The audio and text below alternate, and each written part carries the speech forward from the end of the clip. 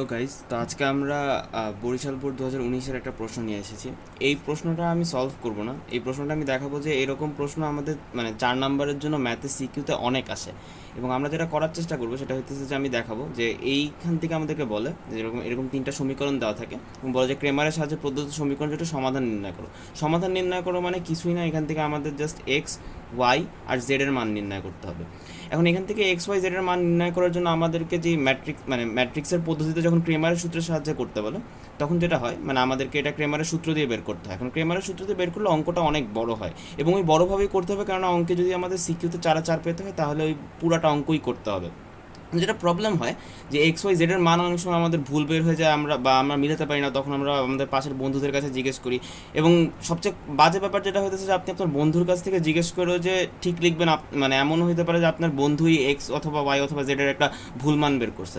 যেটার কারণে যে প্রবলেমটা তৈরি হয় সেই প্রবলেমটা হইতেছে আপনি পরীক্ষার হলের মতো তখন প্যানিক করবেন এবং তখন ওই ম্যাট্রিক্সে যেখানে 4 পাওয়া খুবই সোজা একটা জায়গা, সেখানে আপনি হয়তো বা ওই 4 মার্ক আপনি হারায় ফেলবেন।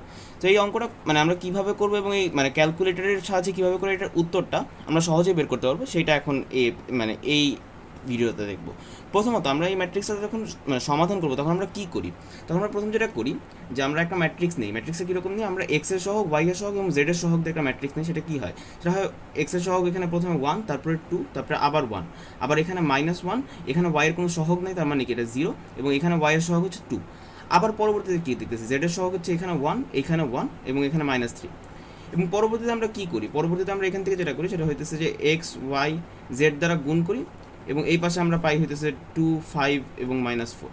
এবং এখান থেকে আমরা ক্রেমারের সাহায্যে যেটা করি যে আমরা ডিটারমিনেন্ট বের করি। ডিটারমিনেন্টগুলো কীরকম হয়, আমরা ডিএক্স বের করি এবং ডি ম্যাট্রিক্সের যে ডিটারমিনেন্ট সেটাতে ভাগ দিয়ে দিই, আমরা ডিওয়াই বের করি এবং ডিওয়াইকে ডি ম্যাট্রিক্স ডি ডিটারমিনেন্টে আমরা ভাগ করে দিই এবং ডি জেড বের করে আমরা ডি ডিটারমিনেন্টে ভাগ করে দিই। আমি আশা করি যে আপনারা এখন পর্যন্ত সবাই এই সূত্রটা জানেন এবং এই সূত্র দিয়েই অঙ্কের সমাধান করেন এবং এই সূত্র দিয়ে অঙ্কের সমাধান করতে হবে।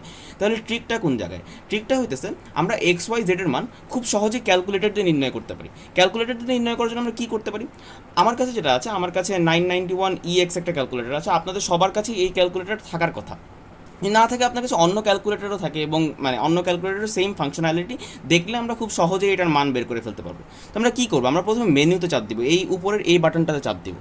এই বাটনটাতে চাপ দেওয়ার পরে আমরা একটু নিচে যাব, নিচে গেলে আমরা দেখতে পারবো যে এই যে ইকুয়েশন অথবা ফাংশন এটা কোথায় আছে, এটা এতে আছে। তার মানে আমরা কোথায় চাপ দেবো, এই যে লগের পাশে এ দেওয়া, আমরা এই এতে চাপ দিব। এতে চাপ দেওয়ার পরে কী আসবে, এতে চাপ দেওয়ার পরে আসবে হইতেছে এই যে সিমিউল ইকুয়েশন। এই সিমিউল ইকুয়েশন কোথায় আছে, 1 নম্বরে আছে, তাহলে আমরা একে চাপ দিব।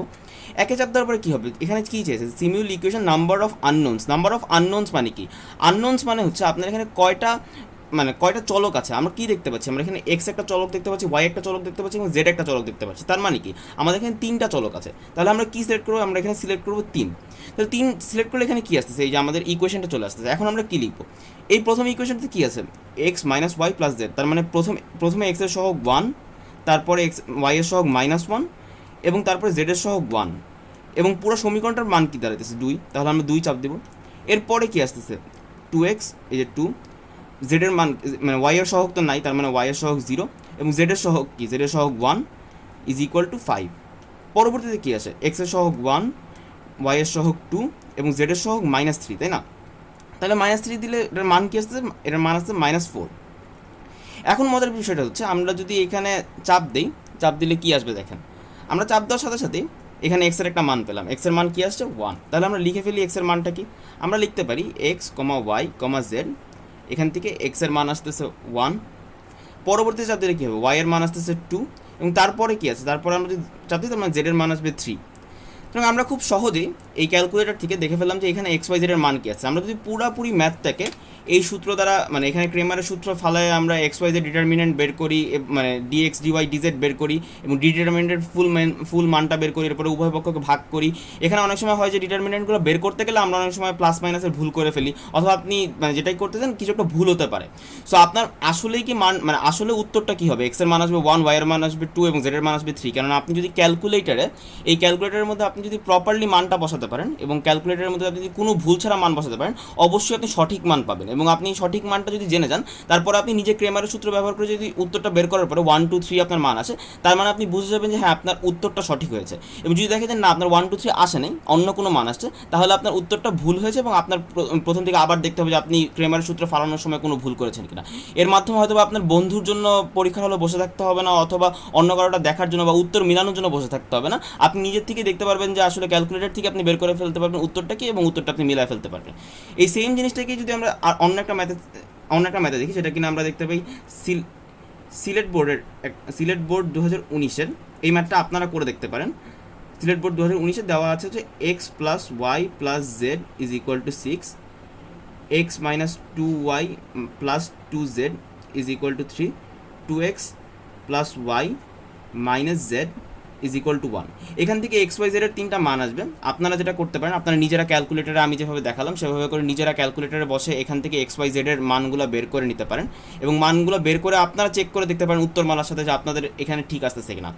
শুধু মানে এইটা আমি যে এতক্ষণ ধরে আপনাকে দেখানোর চেষ্টা করলাম, এটা কিন্তু খুব সহজেই আপনি ক্যালকুলেটারে প্রায় 10 সেকেন্ড বা 5 সেকেন্ডের মধ্যে আপনি এখান থেকে এক্স ওয়াই জেডের মান বের করে ফেলতে পারবেন এবং আপনি উত্তরটা মিলিয়ে নিতে পারবেন। যদি আপনাদের কনফিউশন থেকে আপনারা যেই সেম পদ্ধতিটা দেখালাম সেই সেম পদ্ধতিতে এই অঙ্কটা করে এটার মান সিলেট বোর্ড 2019-এর উত্তরমালার সাথে মিলাই দেখতে পারেন। ধন্যবাদ।